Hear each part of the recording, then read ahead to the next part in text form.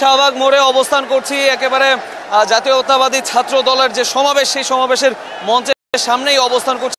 দেখতে পাচ্ছেন সমাবেশ স্থল মানে শাহবাগ মোড়, সেটা কিন্তু কানায় কানায় পরিপূর্ণ নেতাকর্মীদের উপস্থিত।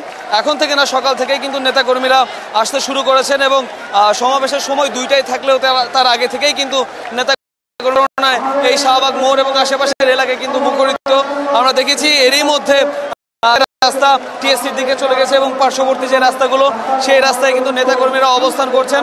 শুধুমাত্র এই আজকের যে ছাত্র সমাবেশ, সেই সমাবেশে শুধুমাত্র ঢাকা মহানগর উত্তর এবং দক্ষিণ নয়, বাংলাদেশের বিভিন্ন জেলা থেকে প্রচুর পরিমাণে যে ছাত্র নেতা যারা আছেন, নেতাকর্মী, তারা কিন্তু এসেছেন এই সমাবেশে যোগদান করার জন্য।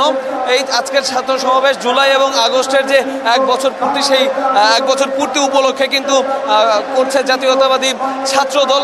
এবং এর মধ্যে আমরা দেখেছি যে ছাত্র দলের যে সভাপতি এবং সেক্রেটারি, তারা কিন্তু চলে এসছেন এবং এখান থেকে জুলাই এবং আগস্টে ছাত্রদল যেভাবে আন্দোলনে বা গণ অভ্যুত্থানে নেতৃত্ব দিয়েছেন বা দায়িত্ব পালন করছেন, সেই বিষয়গুলো তারা কিন্তু তুলে ধরছেন এবং দেশের বিভিন্ন জায়গায় ছাত্র দলের যে নেতাকর্মী শহীদ হয়েছেন বা তারা অবদান রেখেছেন, সেগুলো কিন্তু তুলে ধরছেন তারা। এবং যেটা জানতে চাইলেন যে সমাবেশ কি শুরু হয়েছে কিনা, সমাবেশ আসলে আনুষ্ঠানিকভাবে কিছুক্ষণের মধ্যেই শুরু হবে, কিন্তু তার আগেই কিন্তু নেতাকর্মী যারা আছেন শীর্ষস্থানীয় ছাত্র দলের, তারা কিন্তু বক্তব্য দিচ্ছেন, বক্তব্য রাখছেন আমরা দেখছি। এছাড়া আজকের এই সমাবেশে ভার্চুয়ালি যোগদান করবেন প্রধান অতিথি হিসেবে বিএনপির ভারপ্রাপ্ত চেয়ারম্যান তারেক রহমান।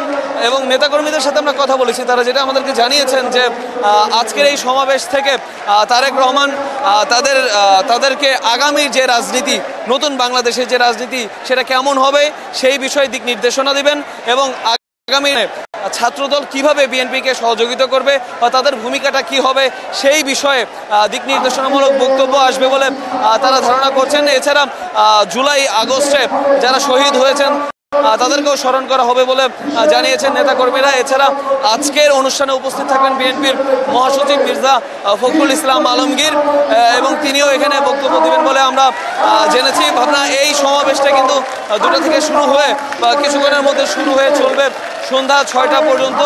এবং এই সমাবেশ থেকেই আজকে বিভিন্ন গুরুত্বপূর্ণ বিষয়ে ছাত্র দলের বিভিন্ন সিদ্ধান্ত কিন্তু এখান থেকে গ্রহণ করা হতে পারে বলে জানিয়েছেন দূর দূরান্ত থেকে আগত যারা ছাত্রনেতা আছেন তারা। এছাড়া প্রত্যেকেই কিন্তু জুলাই সনদের কথাও বলছেন যে দ্রুতই জুলাই সনদ যাতে প্রকাশ করা হয় এবং সবার যে অবদান যে রয়েছে জুলাই গণ অভ্যুত্থানে, সেই অবদানের যে স্বীকৃতি, সেই স্বীকৃতি যাতে প্রত্যেকেই দেওয়া হয়।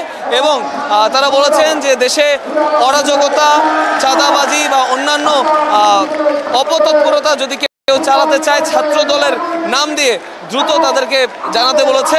এবং কোনো দুষ্কৃতিকারীর সাথে ছাত্র দলের কোনো ধরনের কোনো সখ্যতা নেই বলে জানানো হচ্ছে বারবার নেতাকর্মীদের পক্ষ থেকে।